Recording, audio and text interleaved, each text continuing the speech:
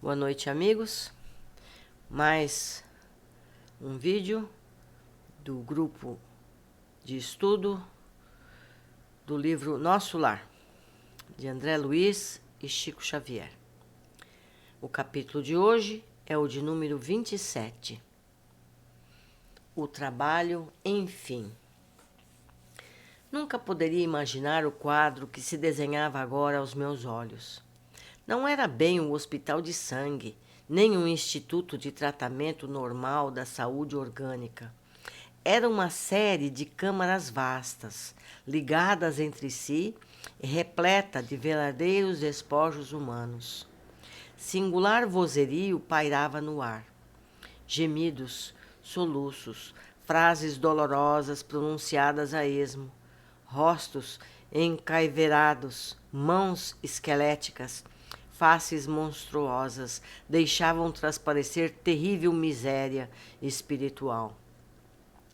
Tão angustiosas foram as minhas primeiras impressões que procurei os recursos da prece para não fraquejar.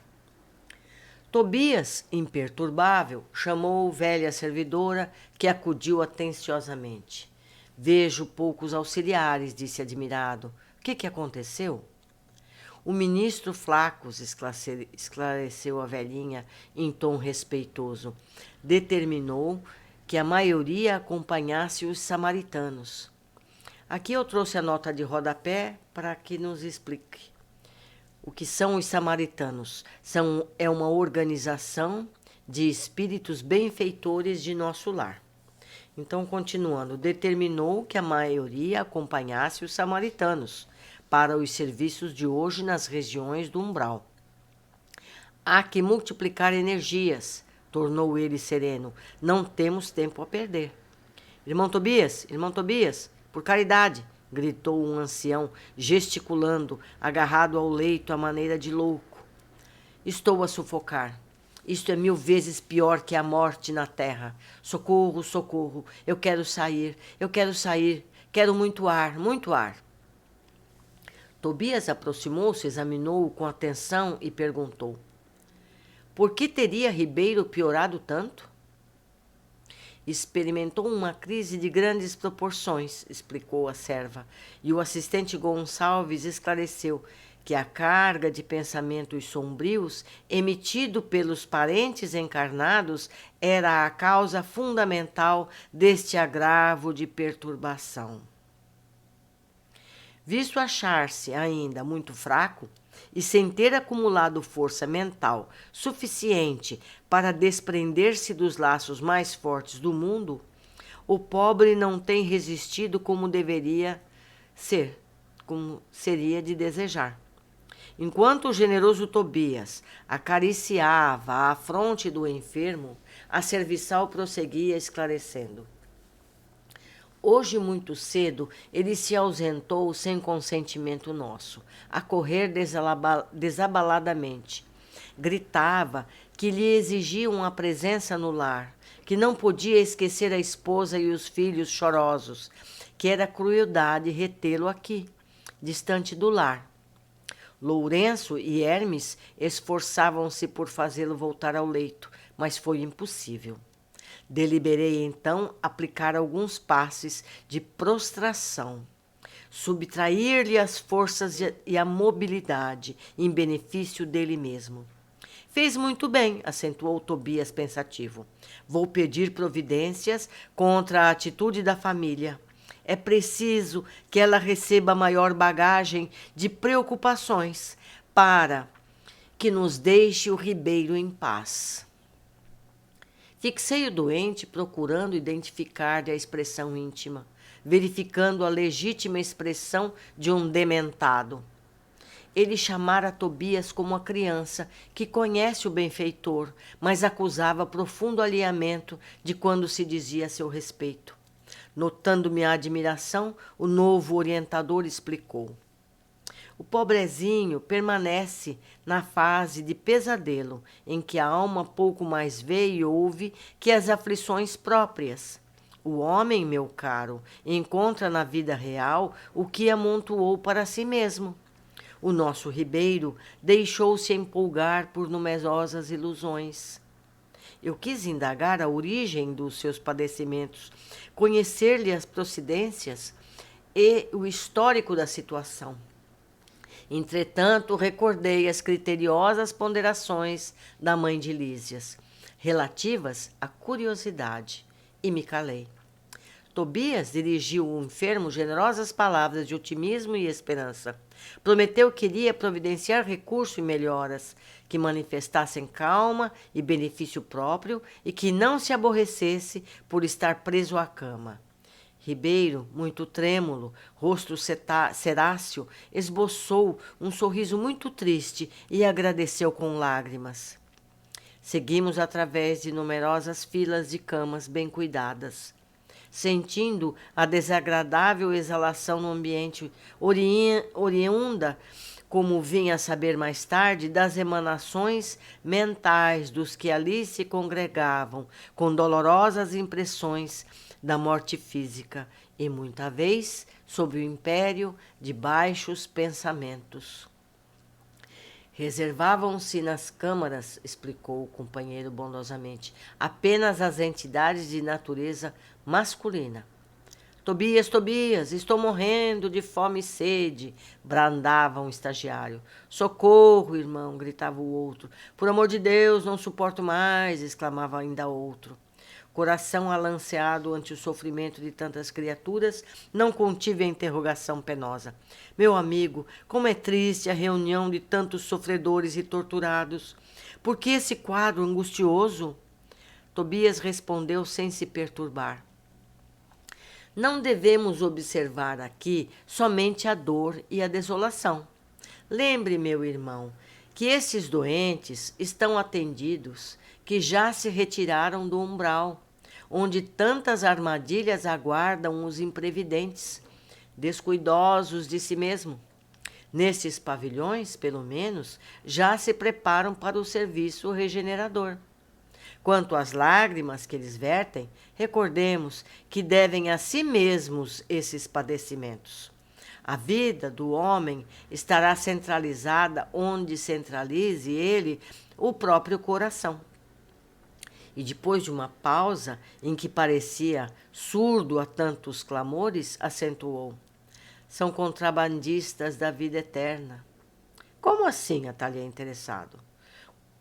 O interlocutor sorriu e respondeu em voz firme: acreditavam que as mercadorias propriamente terrestres teriam o mesmo valor nos planos do espírito. Supunham que o prazer criminoso, o poder do dinheiro, a revolta contra a lei, a imposição dos caprichos atravessariam as fronteiras do túmulo e vigorariam aqui também, oferecendo-lhes ensejos e disparates novos. Foram negociantes imprevidentes.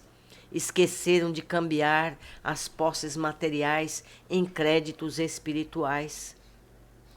Não aprenderam as mais simples operações de câmbio no mundo. Quando iam a Londres, trocavam contos de réis por libras esterlinas. Entretanto, nem com a certeza matemática da morte carnal se animavam a adquirir os valores da espiritualidade. Agora, que fazer? Temos os milionários das sensações físicas transformados em mendigos da alma. Realíssimo, Tobias não podia ser mais lógico. Meu novo instrutor, após distribuir conforto e esclarecimento a granel, conduziu-me à vasta câmara anexa, em forma de grande enfermaria, notificando: vejamos alguns dos infelizes semi-mortos. Narcisa, a servidora, acompanhava-nos solícita. Abriu-se a porta e quase cambaleei ante a surpresa angustiosa. 32 homens, de semblante patibular, permaneciam inertes em leitos muito baixos, evidenciados apenas leves movimentos de respiração. Fazendo gesto significativo com o indicador, Tobias esclareceu: estes sofredores padecem um sono mais pesado que os outros de nossos irmãos ignorantes. Chamamos-lhes crentes negativos. Ao invés de aceitarem o Senhor, eram vassalos intransigentes do egoísmo. Ao invés de crerem na vida, no movimento, no trabalho, admitiam somente o nada, a imobilidade e a vitória do crime. Converteram a experiência humana em constante preparação para o grande sono. E como não tinham qualquer ideia do bem, a serviço da coletividade, não há outro recurso senão dormirem longos anos em pesadelos sinistros. Não conseguia externar meu espanto. Muito cuidadoso, Tobias começou a aplicar passes de fortalecimento sob os meus olhos atônitos. Fim da operação, nos 2 primeiros, começaram ambos a expelir negra substância pela boca, espécie de vômito escuro e viscoso, com terríveis emanações cadavéricas. São fluidos venenosos que segregam, explicou Tobias muito calmo. Narcisa fazia o possível por atender prontamente à tarefa de limpeza, mas debalde, grande número deles deixava escapar a mesma substância negra e fétida. Foi então que instintivamente me agarrei ao apetrecho de higiene e lancei-me ao trabalho com ardor. A servidora parecia contente com o auxílio humilde do novo irmão, ao passo que Tobias me dispensava olhares satisfeitos e agradecidos.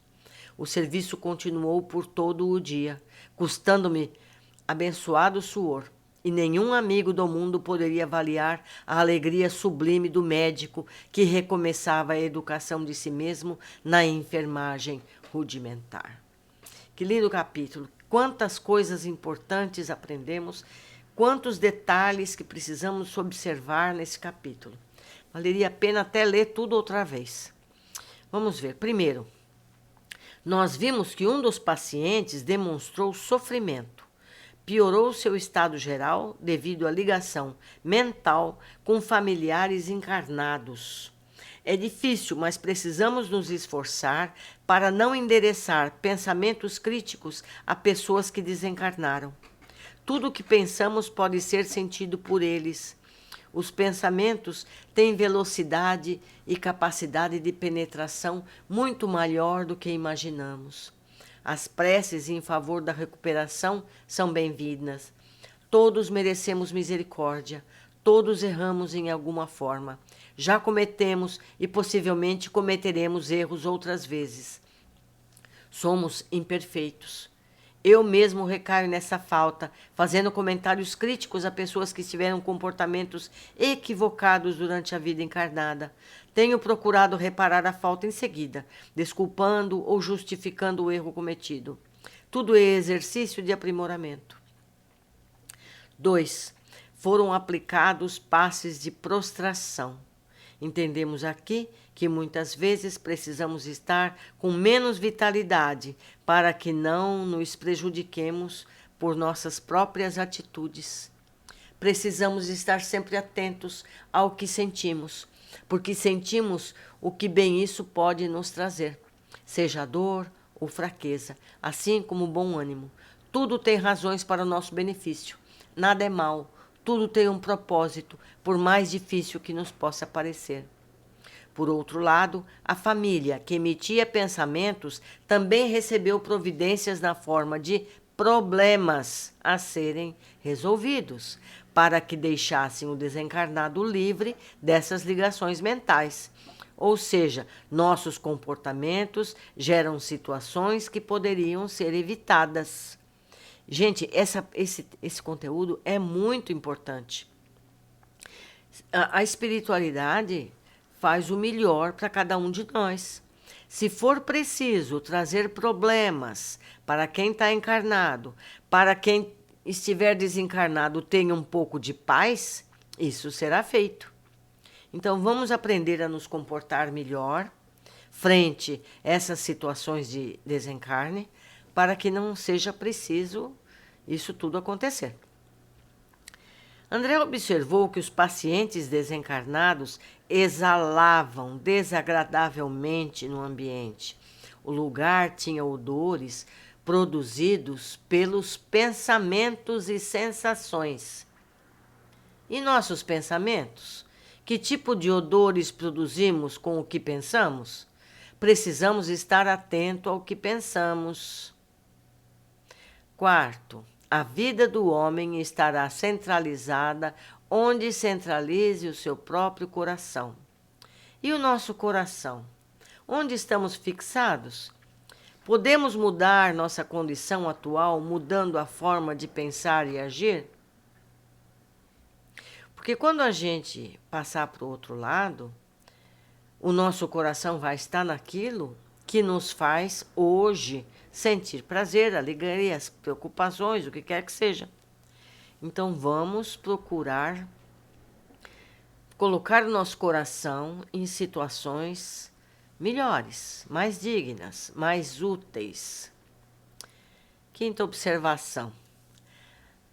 Aqueles homens acreditavam que as mercadorias propriamente terrestres teriam o mesmo valor nos planos do espírito. Isso já sabemos, certo? Os valores acumulados, os títulos sociais, as credenciais políticas ou eclesiásticas, títulos acadêmicos, nada disso atravessa do mundo físico para o mundo espiritual. Só levamos o que estiver na mente e no coração. É preciso ter uma bagagem de bons sentimentos e aprender o que pudermos para poder chegar lá, no plano espiritual, um pouco melhores do que quando nascemos aqui. Por isso o lema divulgado, espíritas, amai-vos, espíritas, instruí-vos. É o que a gente está tentando, né, meus queridos, aqui com os nossos estudos. A última observação, crentes negativos.